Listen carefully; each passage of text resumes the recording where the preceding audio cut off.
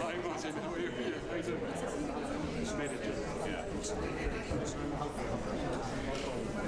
Managed to do it. Okay, very good. The fact that people are being encouraged to evacuate. The possibility of a military operation in Russia, in Rafah, with the possibility of the crossing closing down, with the possibility of spillover, the sort of the Egyptian nightmare, if you like, in a sense, is one that is right before our eyes with Ramadan looming.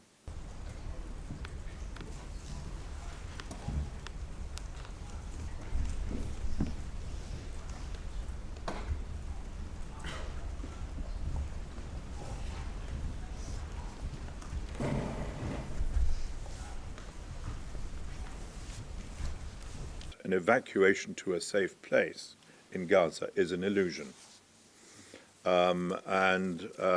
We need to push back on the calls that we're all hearing from the authorities to say, you must help us move the people of Gaza to some safe place. This is an illusion. And we will, of course, do whatever we can to help those people who want to move. I'm sure all of us together in our different ways. But we are not going to be in the lead of any forced evacuation. That should be clear.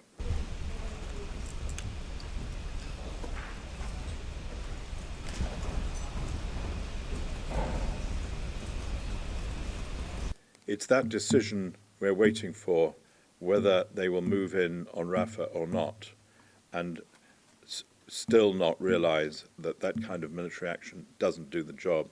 That's the thing that worries us most at the moment.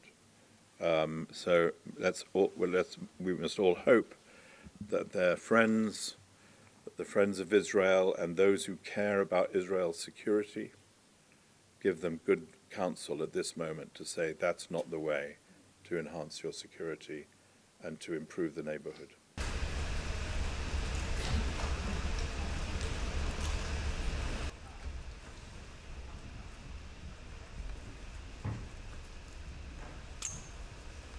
Our session today with Her Excellency Madame Mirjana Spoljaric. What we thought would never happen, what we thought wouldn't be imaginable, is unfortunately becoming a possibility. The suffering on both sides, the carnage we have seen since 7th of October, will reach unimaginable depths if operations on Rafah are intensified the way they have been announced. We are reaching the barriers of language in describing the humanitarian situation. In the Norwegian Refugee Council, who is working directly on the crisis. Thank you, Mr. Moussani. Next, we are joined virtually by Ms. Angelita. If war plans foresee the evacuation of the population, it is critical that they account for the reality of massive numbers of people moving across bomb-damaged roads and areas contaminated by unexploded weapons. Evacuations must ensure that civilians arrive safely and have satisfactory conditions of hygiene, health, safety, and nutrition. Questions such as how to safely transport the disabled, the elderly, the sick, and where such a large population can move and reside safely with basic needs met are critical to be answered in advance.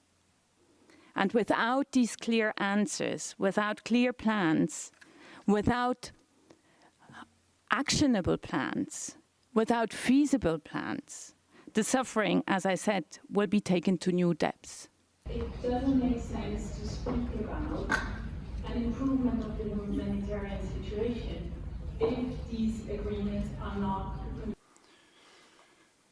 As an organisation, we're experienced in working in conflict settings, yet the way this war is conducted is incompatible with the delivery of humanitarian assistance. Our teams have been pushed from hospital to hospital. We now operate only in a tiny portion of the Gaza Strip, and that small medical space continues to shrink. When we talk about humanitarian assistance, we are talking about an illusion of aid. To do your utmost to avoid what seems to become a possibility, because again, we will not be able to find the. This is a humanitarian crisis. Our role is to get aid into those people. We need your help to do that. We need to do it immediately. And I will close with what one of the volunteers said to me in Rafah. He said, "Madam President, I feel like I'm on a waiting list. We're all on a waiting list to die." Breakdown of law and order.